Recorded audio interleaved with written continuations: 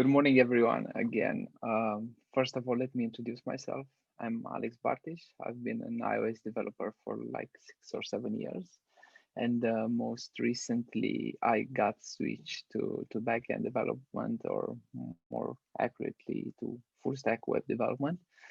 And this got me into looking into the current topic of our talk today: signing with Apple and Node.js implementation for iOS devs, or basically how easy it is to deploy a user management system for your iOS app just using Node.js and sign in with Apple. It's just interesting that we do this online because all that time and money spent on trainings for public speaking when I should have just been doing Twitch streams. Okay, first of all, why you should use just sign in with Apple for your next app? Looking over the APIs and the time it took me to do the both the implementations for both iOS and the backend, I can safely say that it's easy, it's fast, and from my point of view, it's designed for with iOS devs in mind, for iOS devs to do this themselves on a backend. It takes less than a day to write it on iOS. It takes less than a day to deploy a Node.js backend and write the server-side implementation. It takes care of much of the hassle of writing a backend user management system. It's built with privacy and security out of the box, of course, talking about Apple. And it will actually help you deploy the features you always wanted for your app, but you were too scared by handling the user management system yourself. And this is actually how I got into looking in this. I had the use case for one of my personal apps with a feature I always wanted, but I was too scared to actually build a backend for it because I knew it required the user management system. And doing the whole mumbo jumbo between switching with iOS and Node.js development, I started looking into signing with Apple, and I realized that this could be done really easily for just my iOS app using this API. And I would like to add that it takes care of much of the hassle of writing a backend user management system, because out of the box we only get the minimum required information to identify a user, but what we do get, it's data which is already verified by Apple, so we don't have to worry about those issues. And of course, being Apple, it's built upon privacy and security. And as we'll come to see, the information is already passed to Apple security and privacy filters. So we don't need to add those extra layers to our backend. Of course, talking from privacy point of view, or for example, for GDPR, we can explicitly say, okay, we get the minimum amount of information from Apple, and we only store this part of it, like the just the email, or just the email and the user's first and last name. Yeah. I won't be going through the iOS implementation part. The first thing and the only thing I want to look over is the AS authorization Apple ID credential, the object returned by the iOS API, which we get when we start implementing sign-in with Apple. You can see it's an object that is formed from the user email. The user, which is a unique user identifier assigned by Apple to each individual user. Each time they use sign in with Apple, so basically you already have this assigned to you, and this is not gonna change for that specific Apple ID throughout its lifetime. And we also get an identity token, which is a standard JWT token, conforming to all related protocols. And optionally could get stuff like the username and so on, which might or might not interest you depending on your use case. Um, Looking over the token which we received from the iOS implementation, if we decode it in a, I don't know, online service for decoding JWT tokens, we can see some fields that might interest us, like the issuer, the AID, which represents the bundle identifier for the app for which it was used. The sub is the same unique user ID which Apple assigned our user.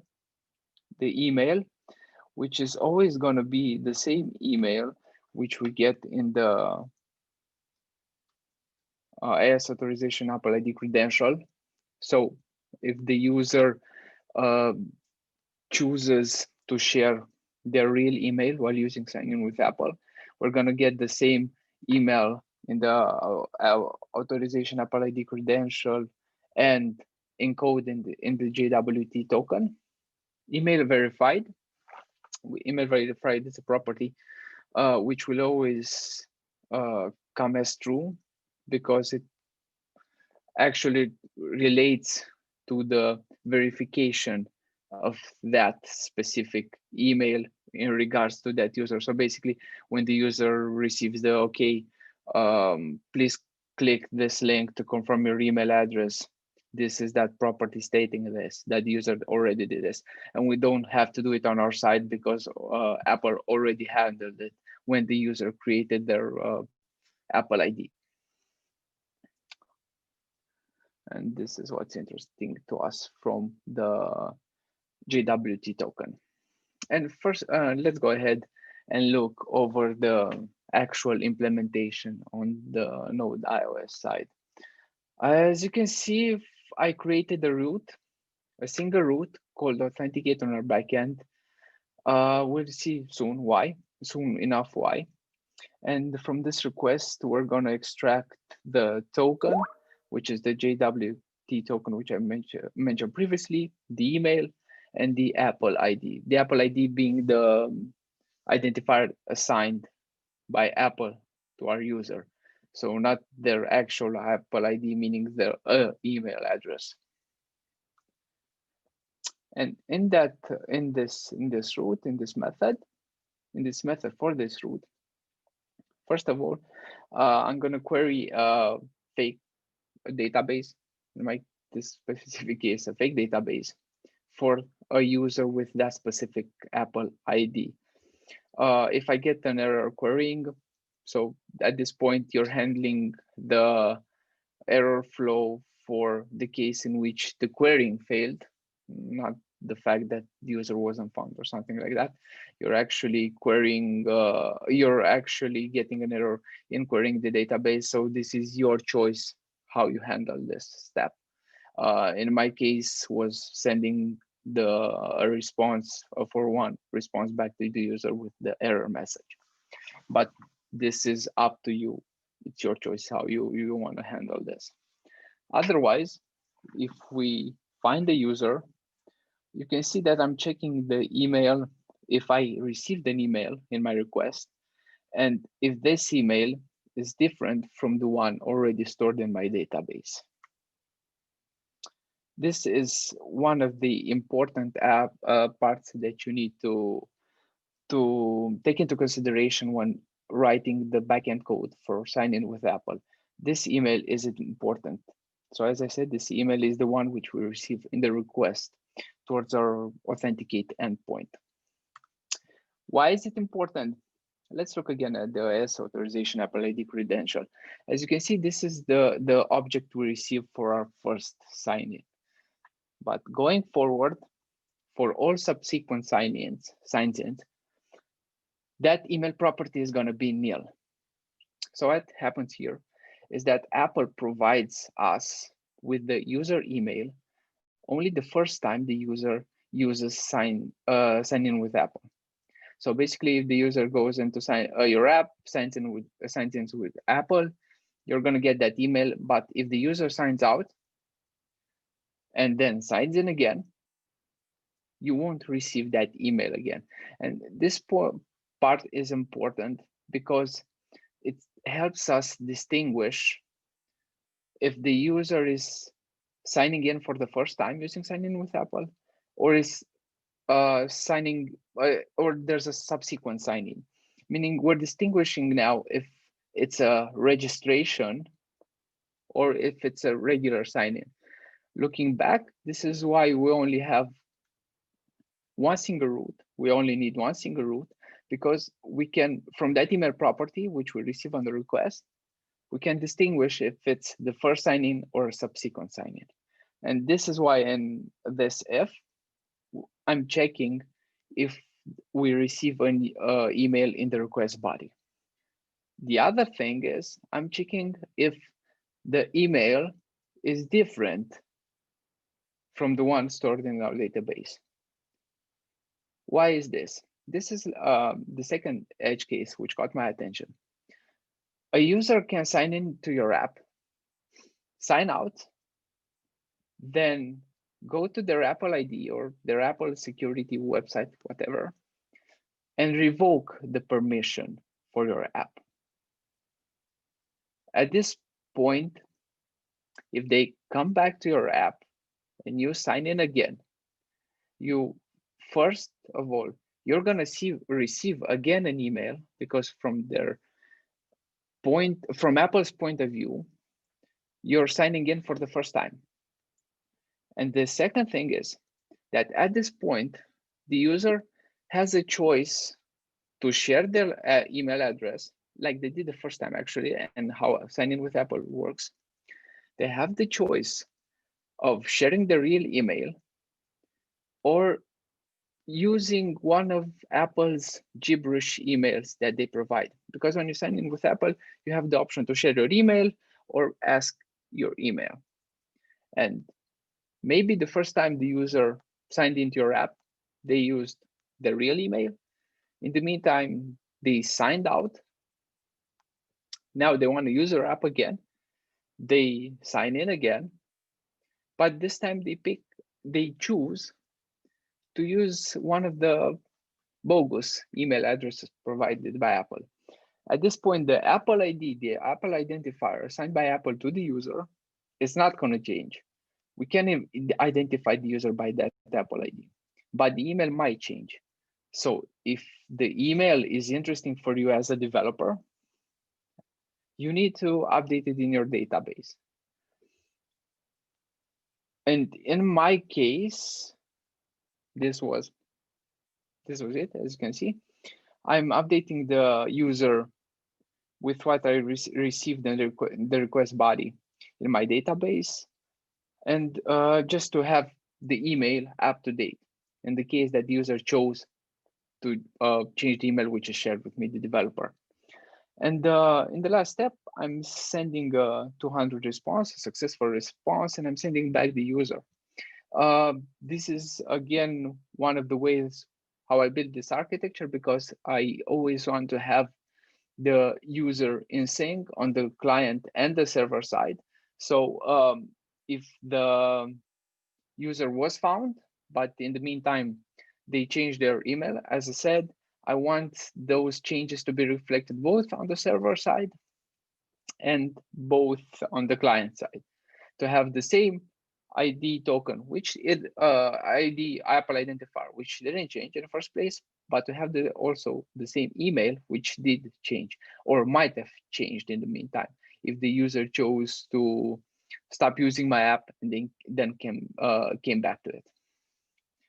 And this 7 or 8 or 9 lines of code is all you need to actually do the sign-in part of sign in with Apple. Going forward, we're taking care of the registration step. You can see I'm going to the else for the previous if, meaning the user hasn't been found. So a user with that Apple ID hasn't been found in my database. This means that if this user is actually using for the real first time my app. So I'm gonna have use like something like a token service. In my case, you can find a lot of them which decode and verify the data in your JWT token. At this point, maybe you in the token service, you want to decode that token, and maybe you want to validate the data. For instance, to validate that this same email, your request has in its body is the same one as the one decoded in the JWT token, or maybe you want to check the bundle identifier from the JWT token, that it's the same one as the token, sorry, as the same bundle identifier as your app and stuff like that. Basically, you're adding an extra layer of security in verifying this request to make sure that your app, the app that it came from, the data that it contains is correct and what it should be. If again, if the request or the token service failed, I chose to send the error back to the user in with a 4.1 error code. This is my choice. You can handle these errors however you wish. Otherwise, if the token service, it didn't fail, the token service verified my email, my bundle identifier, I don't know, whatever information I needed from it, I'm gonna go ahead to my FakeDB and add the user. And if that fails, I'm gonna notify the user. And if that's successful, I'm gonna send the registered user back to the client. As I said previously, as it's in my interest to have both the client and the server with the same data in sync. And this is pretty much it from all the actual implementation on the Node side. In the end, you only have a method like that. It's like a method endpoint that it's with a method that it's 30 or 40 lines of code with a couple of extra methods for, let's say, an extra layer added of security. And it's pretty simple and easy to look at it, especially from an iOS developer point of view, to actually do on your backend if you want to have user management for a specific service in your app. So to sum up, a user can do a normal login after they previously logged out from your app. You have nothing to do but send a success response back. This is the easiest part. User logged in and after they previously revoked your app from their Apple ID.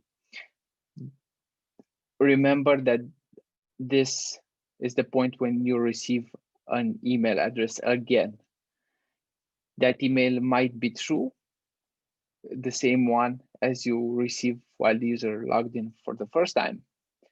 And that email might have changed as the user chose to keep the real email private at this time. From my point of view, you should respect their privacy. And if the user chose to change their email in relation to your app, to your service, you should respect that and handle things accordingly. Of course, there are a lot, some other, let's call them edge cases at this point. Maybe you have an analytics system tied to your app and your service. This depends on you how you handle this in regards to the changing of the email address for the specific user. Maybe you update your analytics. Maybe you keep track of another identifier to have this going forward and just disregard the email address altogether for the user. But it's important to keep in mind that these cases exist. You could be in a happy flow and the user just signs in with Apple for your app once and that's it. But you can be in this lesser happy flows when the user signs out, or more importantly, signs out and signs back in and chooses to use another email address for your app. Where are my authorization or refresh tokens? You're going to say, yeah, because you did a lot of implementation of sign-ins and registration. You have authorization tokens, you have refresh tokens. You need to keep those in your app. You need to refresh them in time. Yeah, that's true. But This time, Apple has recovered. If you look back at the documentation for signing up with Apple on the iOS side, you're gonna see that there is this method called get credential state for user. And let me paraphrase the Apple documentation. It's a local inexpensive non-network call and is enabled by the Apple ID system that keeps the Apple ID state on a device in sync with Apple servers. Called at each app launch or when the app becomes active and returns the current state of that user in regards to signing with Apple. So this handles all your, just a second.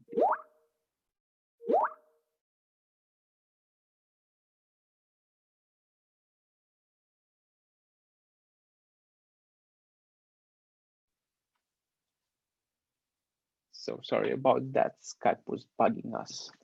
So as I said, call the teach app launcher when the app becomes active and returns the current state of the user in regards to signing with Apple. What this means is you only need to implement the get credential state API in your app when the app launches, to get called when the app launches, or the app becomes active again.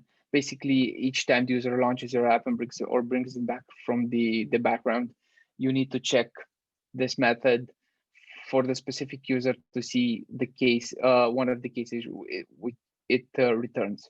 If the user is authorized, it's fine. You don't have to do anything. The user previously signed in with Apple, didn't change anything. He can go about and use the app as they wish, as they please. Case not found, it's clear the user can be found. It means they never signed in with Apple. So you're going to the flow in which you show the sign in with Apple button, you show the login screen, the registration screen, whatever you want to call it, or whatever you want to handle it. But this means that the user never signed in with Apple in your app. And the last one, revoked. It's clear the user used sign in with Apple previously in your app, and the user in the meantime closed your app or sent it to the background and went to their Apple ID and they revoked the authorization for your app.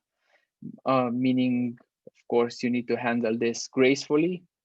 Maybe you show the sign-in screen again. Maybe you notify the user that they did this and you needed to sign them out on your backend side, stuff like that.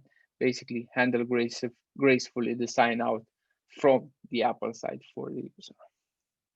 This is a quick and easy and lightweight mode to handle all that, or not just handle, bypass completely the whole authorization and refresh tokens and reauthorization of the user, part of having a user management system in your app, because Apple handles all of this for you.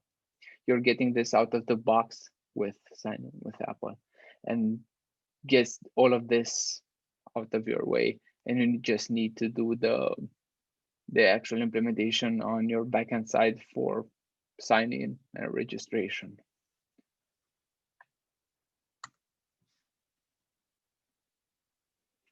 So from my point of view, this is it.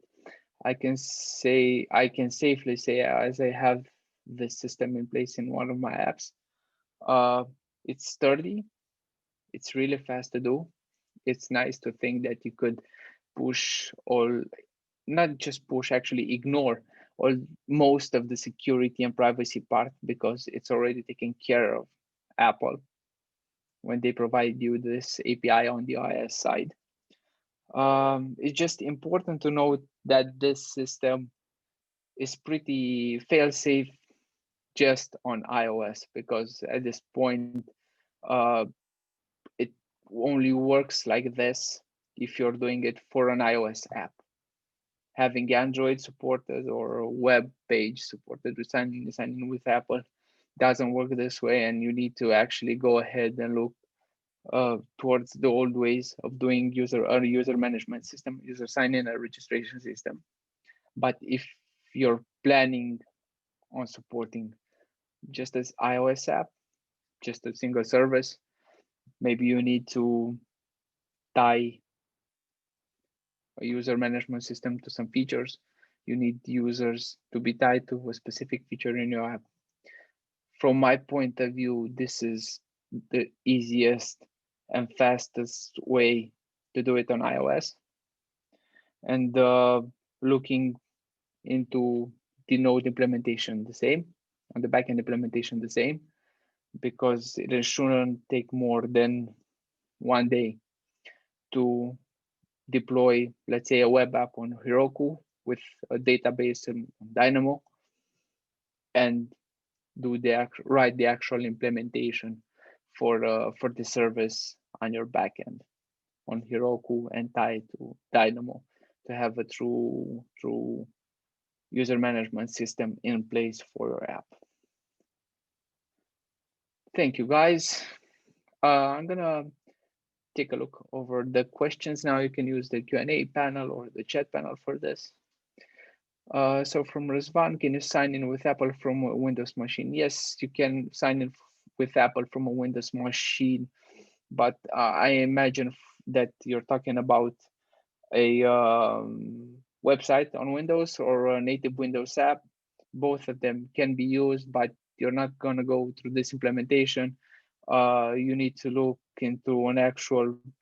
So basically, how signing with Apple works for non-iOS platforms is they use a JavaScript implementation, and you need to look over that. So if there are no more questions, thank you, guys. I hope you found this interesting.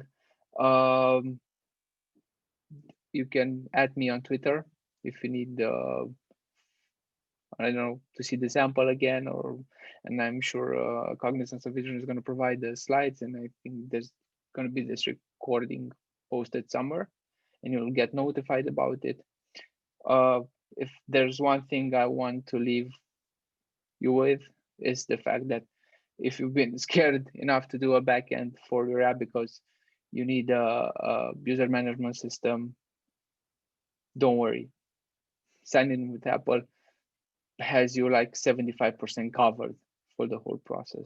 You actually need to write a little bit of the basic code, and you'll have the whole system up and running and in place.